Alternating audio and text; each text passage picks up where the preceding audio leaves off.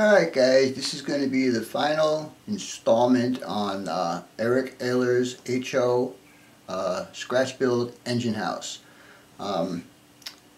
Before we get to the actual reveal, I have some footage of the behind the scenes of how I got to the finished product, how I did the roof supports, how I did the roofs, and that kind of information. So you might want to watch that.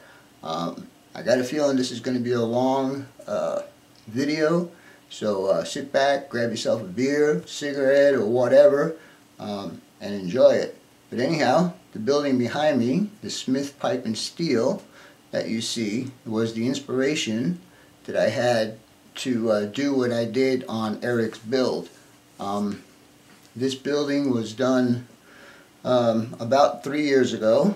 It was my first major scratch build using steel.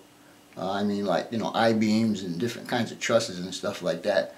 And so, like I said, it inspired me to do engine house in a similar fashion.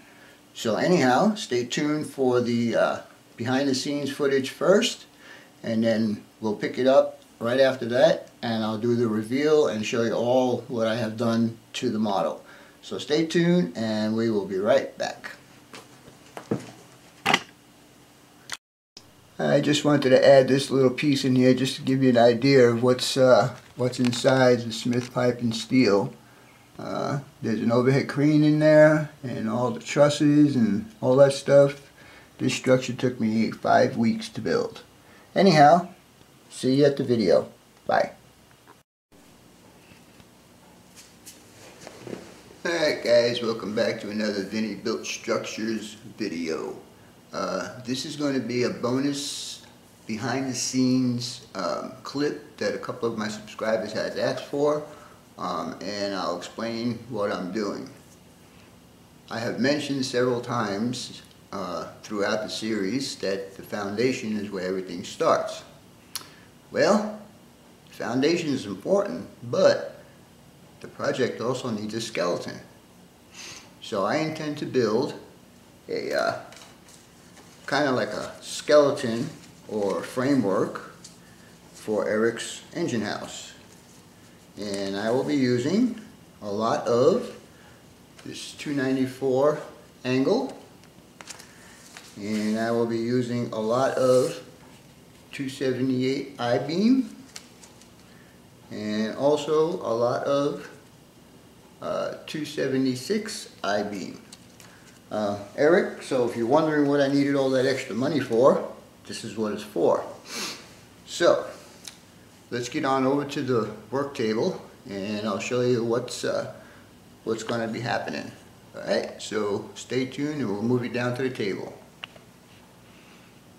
Alright, what you see there is the bare bones of Eric's engine house. Let me move this light around. Hold on a second.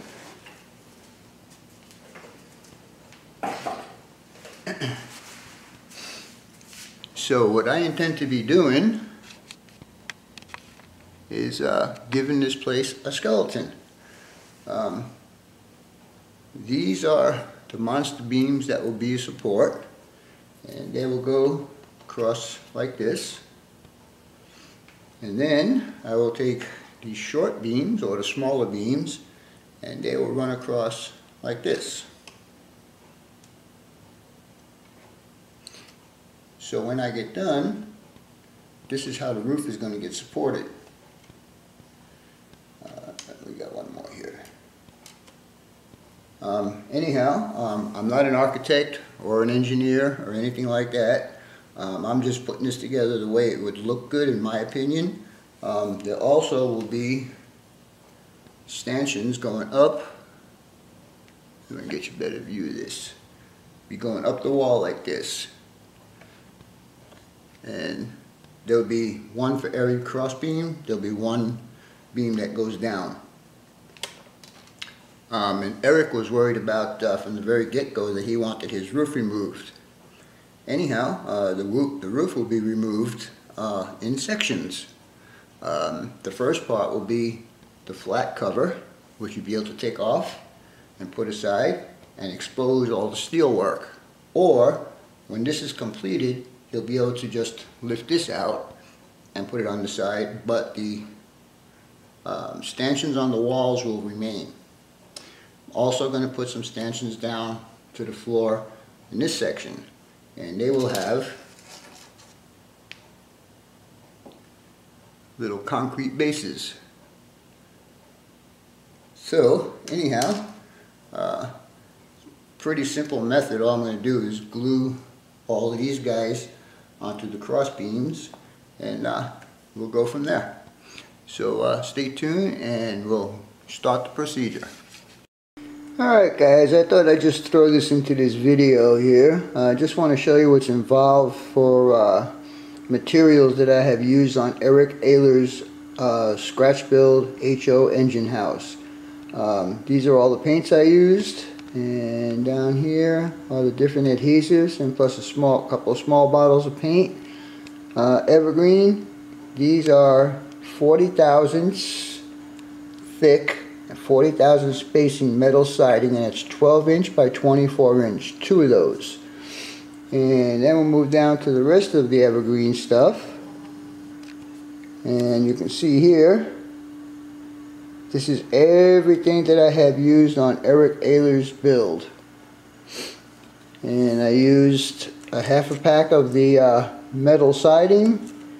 I used 2 packs of these windows here by Tiki Group. I used 4 packs of these windows by Grantline.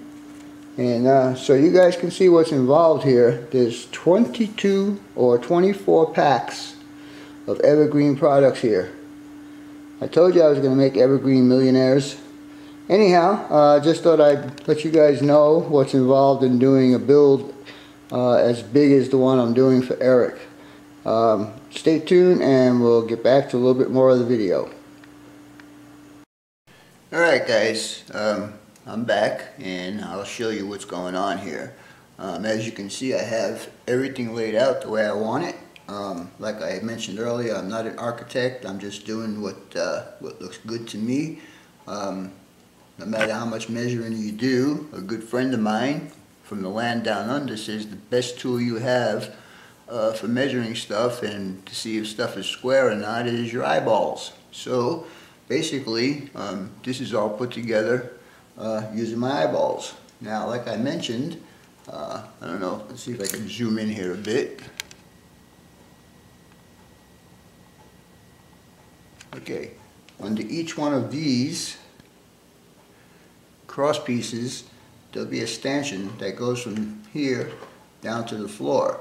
And hopefully, those pieces will remain in the building.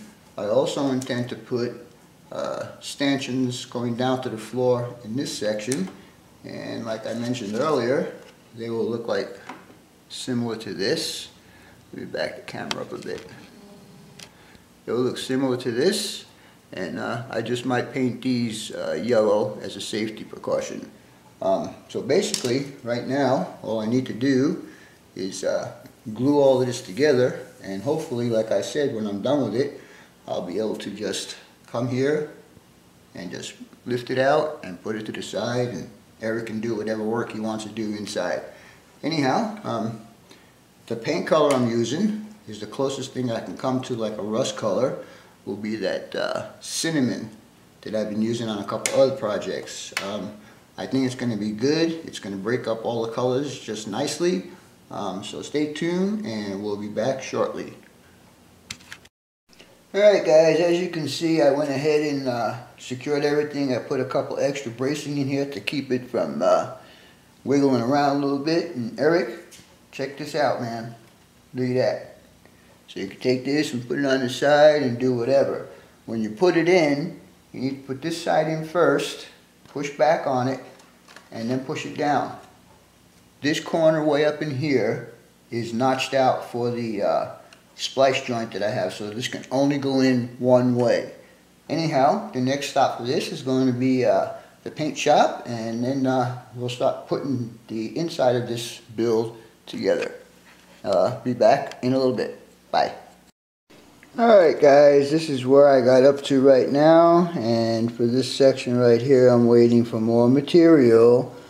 So anyhow, you guys have seen the finished product in the video, so I guess I'll wrap this up for now. I think you guys got a pretty good idea of how I did this, and also just be aware that these do come out very simply, and this one also comes out, so he can do work on his layout, on his detailing if he wants to. And the same will be for this section. It'll be also be a lift out. Anyhow, hope you guys enjoyed this little how-to video. Alright, well, I decided not to wait for the styrene to come in. Probably take another week, and who knows if Evergreen's even going to ship it out. But I did go to a different size, and it also just lifts right out just like that. So anyhow, this is hard to do that with one hand, but you can see it can be done. Anyhow, alright guys, this is going to be the last part of this behind the scenes video. This one is going to be on the roof sections. Unfortunately, with all the measuring and squaring that I did, the building actually, well, the first section anyhow, came out to be about a 32nd of an inch out of square. So I have to do each roof according to its position on the building. Anyhow, let's get down to the work table and I'll show you how I'm going to do this. I decided that I was going to use an old technique that I used on one of my buildings, and it involves masking tape. Anyhow, let's get down to the table and I'll show you what I'm doing. Alright, this is the first roof section for the upper part of the building.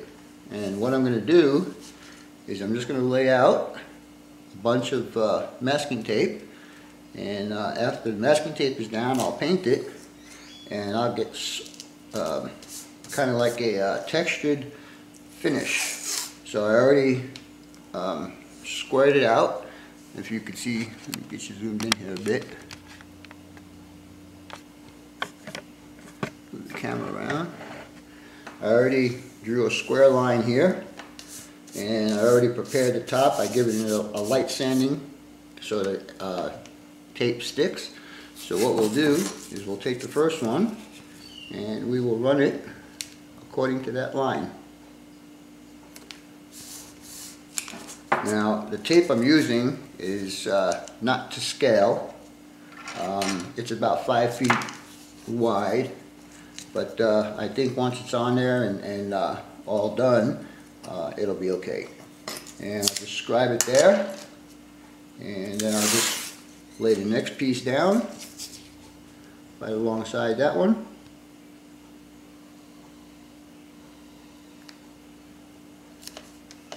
And I'll leave just a slight little gap in there, so when I paint it, it'll be a little darker there and it'll look like the seams, hopefully. But anyhow, basically, this is what I'm going to do throughout the whole build, and all the roof sections will get the same. So I won't bore you with doing the whole rooftop, but you can get the idea of what I'm doing here. I'll go ahead and do the whole roof, and then I'm going to also make these like in 50 foot or 100 foot lengths, and then I'll give it a little scribe mark to make it look like a seam. So let me get on with the rest of this, and we'll go out and paint it, and we'll be back in a little bit. Be right back. Alright guys, we're back at the work table, and as you can see, I got the entire roof. Let me zoom out here. Oops, wrong way. I got the entire roof all taped off, and you can see that I have drawn my center line here. And what I'm going to do is I'm going to scribe these to give it the appearance of a seam. What I'm going for is the look of tar paper. So anyhow, I'll show you how this is going to go, and then we'll go from there. I'll just do a couple of these like I've been doing, and then after that, once these lines are all scribed up, I'm going to shoot it with the granite paint. and we'll see how this turns out. So let me do a couple of scribes here, and I'm just going to do like 2 passes just to get down to the plastic. And as you can see, it's not that hard to do. This is it gives a very good effect. I have this on one of my structures on my own layout, one of my scratch builds. I've done it over a year ago, and it seems to be holding up pretty good. So that's why I decided to do this one. Anyhow, yeah, we just might as well finish this while I'm on camera. It's not going to be that long. Anyhow, after this, the next stop will be the paint shop, and we'll give it a squirt of paint. And when we do that, I'll come back and show you this roof section. The other 2 roofs will be exactly the same as this one, so I don't need to show you guys every single roof that I do. But anyhow, this is a pretty good method, and it turns out pretty good when it's done. Anyhow, they're all scribed up, so we'll head out to the paint shop and give it a squirt of paint, and then we'll come back. Be back in a few. Alright guys, I'm going to show you the results of my little technique on the roof that I have done. As you can see, all the roof is covered. These little tabs here are for lift outs until Eric gets it, and then he can put some details on top of the roof that he can use as the same thing. I don't know if you guys can see all of this, but there you go. There's a pretty good shot of it right there. It's amazing that all of the roofs, including the one for the office, were all painted from the same can of paint, and this one came out lighter than this one, and this one came out lighter than this one, and then the first one I did with the office came out almost black. Anyhow, I decided I'm going to keep this like this, like it's been out in the sun a little bit longer than the other 2, so it's a good start for weathering feature. Anyhow, stay tuned because the total reveal will be coming up next.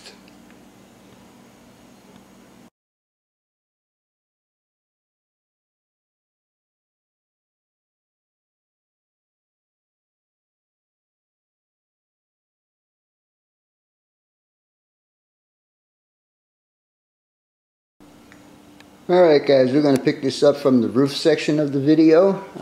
This is going to be the reveal of Eric's engine house. We'll start off here in the front. It's 3 bay. Got a people door that I have open. And we'll go around to this side here. And I have another people door open. And as we walk around the back side of it, there's your machine shop. It has a little roll-up door in case they need to get some big equipment in there or whatever. And the drive-through. Eric wanted a drive-through, so I gave him a drive-through. And then the office. Finally, I was expecting the office door to be here on Monday, but it surprised me and got here yesterday. It's also a Grant Line product. The 2 windows, though, are Grant Line, but they're N scale. But they fit the build pretty good, I think. I'm going to be leaving the roof with the little marks on there because I'm tired of this paint. Like I said, this one is different from this one, and this one, and this one. So I'm going to leave it like that. Maybe Eric's got some kind of a paint or something that he can use. Not quite sure. Anyhow, let me prop up the camera on the tripod, and I'll get around the back side of the building and show you what I did to the inside. Anyhow, stay tuned and I will be right back. Alright Eric, when you and I first talked about this build, you told me that you wanted to have the roof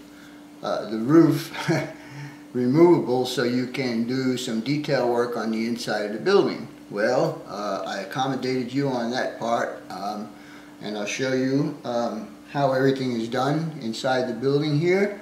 So first we'll go ahead and unveil the the first roof. I don't know if you can see that yet, but we'll take off the second roof. Are you looking at this? And then we'll take off the third roof. And what do you see inside there, guys? Lots of skeleton work. Let me just get behind the camera for a second, and we'll zoom in. Let me move the camera around too, get a little better picture here. Alright, so as you can see, I said I was going to add the struts going down to the floor, which I did. I also included some supports going across the wall this way. I also added the struts going down to the floor here. So when you take the section out, which I'll show you next, it'll still look like there's a metal frame in there. So let me get on the other side and we'll pull this out and show you how easy it is, Eric. Alright, so if you want to show off the steel, you can leave the roofs off, but when you need to do some work on there, all you need to do is pick it up in the center and lift it right out. And you can just place it on the side where it won't get hurt. All the roof sections do that. As you can see, here's the next roof section. And then finally, I know it's not going to be on camera, but finally the third roof section comes out. So now you got lots of room to do whatever you need to do inside of here. Maybe I could scoot this back a bit. So you'll have plenty of room to do whatever detailing. I'm seeing some walkways in here. Down the center here where, I know you guys can't see it, but where these posts meet the ground, I have two. Wait, let me get over there and show it to you guys so you can see it, what I'm talking about.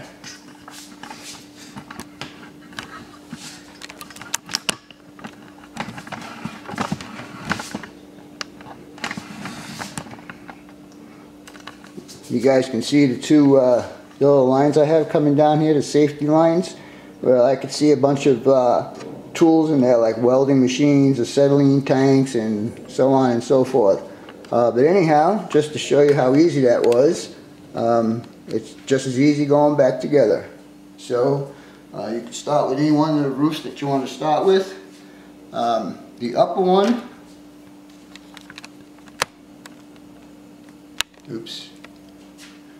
the upper one has a notch in it right here. And that notch corresponds with the splice joint that I have. Basically, I would just put it in and slide it down just gently. Push it down with your fingers in the corners. Take your roof section, and I do have it marked. It says front on there. So all you do is take that and put that in there just like that. And same with this one. This one's hard to do because I can't see the other side. But there we go, I think. Yeah. This one also only goes in one way because there's a notch at this side here for the splice joint that I have. I got the notch in the roof, but it really didn't need it, but it's there just in case. Again, that just goes in and falls into place. Slight little push. This one here for the front. Turn the camera around a bit. Oops, I didn't want to do that. And this one here, same thing. It just falls into place. And finally the last roof. And you're good to play. Anyhow, I hope you guys enjoyed this build. It was a fun build for me. And I am definitely glad that I took it upon myself to do all of this stuff because I think it looks pretty good. The beam you see sitting there is going to be at one time installed on the back wall of the tall structure right there. And I still have a bit more stuff to do on the inside. I would say that this build is about 95% complete, but complete enough to show you guys what I did and how I built it and all that stuff. I hope you guys enjoyed this long ass video, excuse me, I hope you guys like the building. Your comments, questions, input, and subs are always welcome. For now, BNSF 6951 out.